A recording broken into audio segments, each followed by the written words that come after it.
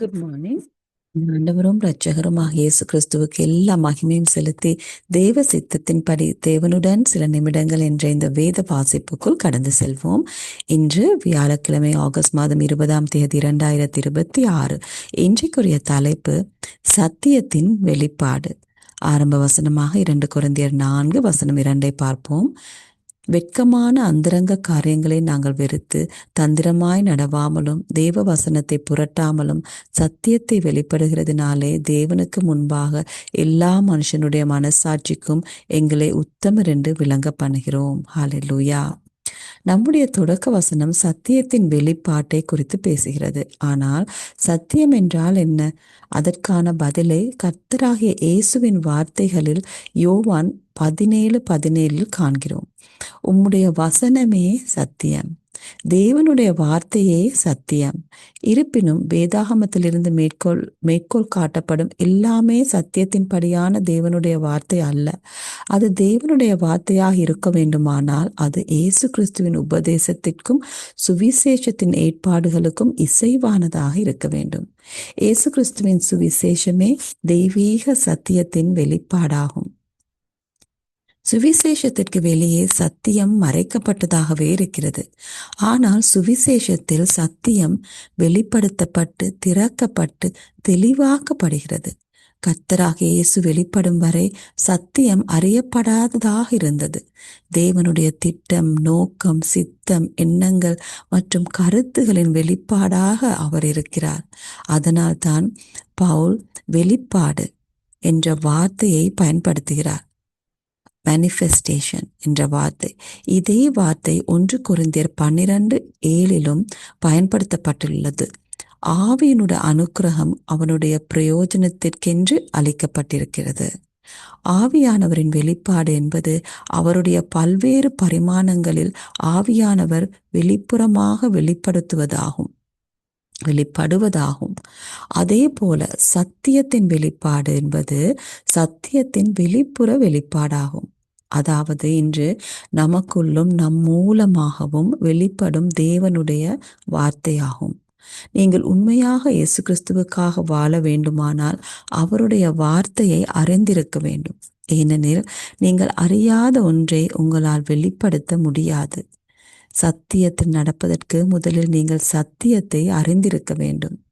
3 யோவான் 1:4 கூறுகிறது, என் பிள்ளைகள் சத்தியத்திலே நடக்கிறார்கள் என்று கேள்விப்படுகிற சந்தோஷத்திலும் அதிகமான சந்தோஷம் எனக்கு இல்லை என்று. தேவனுடைய சத்தியத்தை நீங்கள் உங்களுக்குள் ஆழமாக ஏற்றுக்கொள்ளும் போது அது உங்கள் மனப்பாங்கை ஆளுகிறது. அது உங்கள் சிந்திக்கும் முறையாக மாறி உங்கள் கண்ணோட்டங்கள், கருத்துகள் மற்றும் எண்ணங்களை வடிவமைக்கிறது. தேவனுடைய வார்த்தை உங்கள் ஆளுமையை ஆட்கொண்டு உங்கள் மூலமாக வெளிப்படுகிறது. ஹல்லேலூயா. ஆகவே நீங்கள் சத்தியத்தை பேசுவது மட்டுமல்லாமல் உண்மையில் சத்தியத்தை வாழ வேண்டும் என்பதே தேவனுடைய விருப்பம். இதனால் தான் அனுமானங்களின் அடிப்படையில் உங்கள் வாழ்க்கையை வாழக்கூடாது. அறிந்து கொள்ளும்படி தேவனுடைய வார்த்தையை படியுங்கள். ஏனெனில் வேதாகமம் ஓசையா 6:3 சொல்கிறது, அப்பொழுது நான் அறிவடைந்து கர்த்தரை அறியும்படி தொடர்ந்து போவோம். பாதிரியார் எழுதிய இலங்கை உங்கள் இது குவைரோஸ் இதான உலகியல் மற்றும் ஆன்மீக இது குவைரோஸ் பாதிரி வல்லமையுடனும் வெளிப்படுத்துவதாகும். தேவனுக்கே மகிமை. என்ற நூல் ஏன் கருதப்படுகிறது என்பதை இது குவைரோஸ். பரிசுத்த பிதாவே, சத்தியத்தை வெளிப்படுத்துகிற இயேசு கிறிஸ்துவின் சுவிசேஷத்திற்காக உமக்கு நன்றி செலுத்துகிறேன்.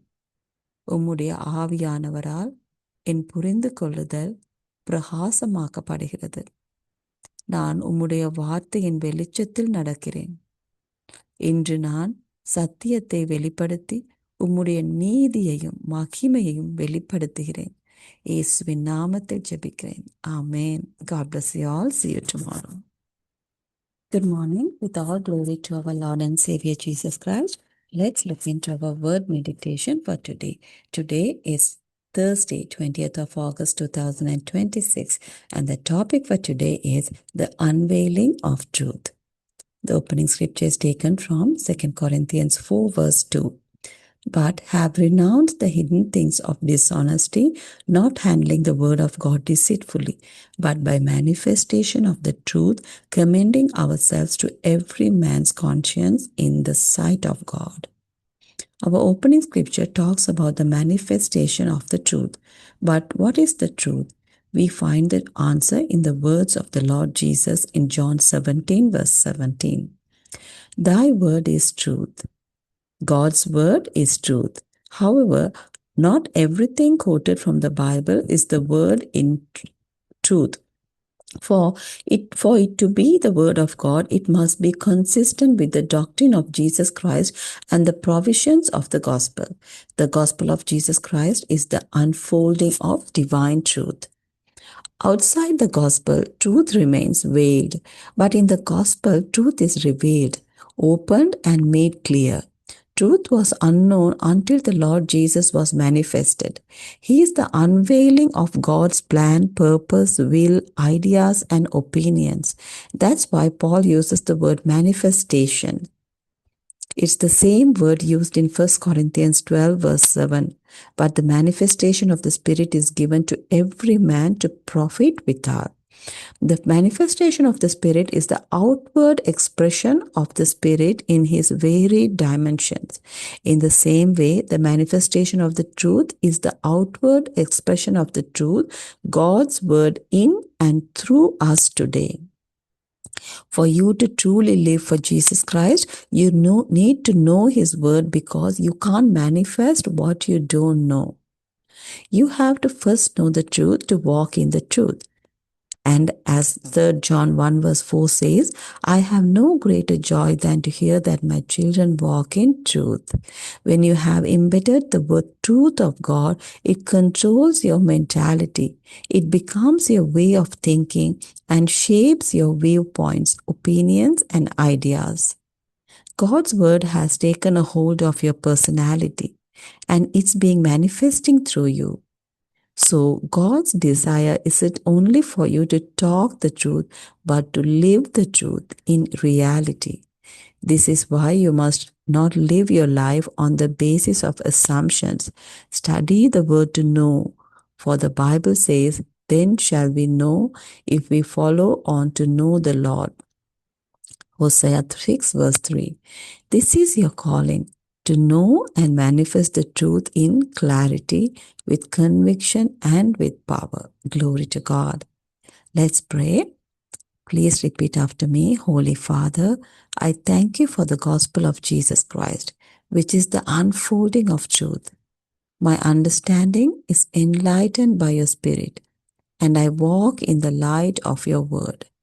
I manifest the truth and express your righteousness and glory today. In Jesus' name, amen. God bless you all. See you tomorrow.